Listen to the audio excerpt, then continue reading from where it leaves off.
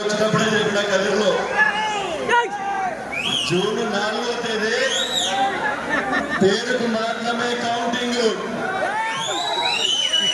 ఓట్లేసిన రోజే కదిరిలో కందికుంట గారి గెలుపు ఖాయమని చెప్పి కూడా జనసేన తెలుగుదేశం పార్టీ తరఫున చంద్రబాబు నాయుడు గారికి కూడా చెప్పడం జరిగింది. ఈరోజు ఒక మంచి ఆలోచన, ఒక మంచి పరిణామం.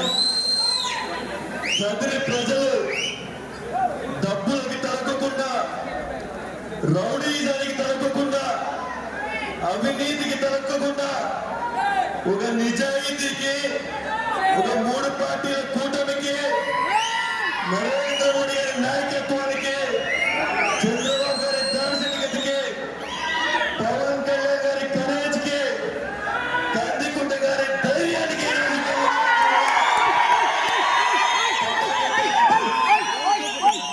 ఈరోజు ముఖ్యంగా చెప్తా ఉన్నా. మీ అందరి తరఫున కందికుంట గారికి, కదిరి ఎమ్మెల్యే గారికి, కదిరి యువత తరఫున కూడా నేను విన్నవించుకుంటున్నాం. అన్నా, మీ గెలుపులో కదిరి యువత ఎంత కీలక పాత్ర పోషించిందో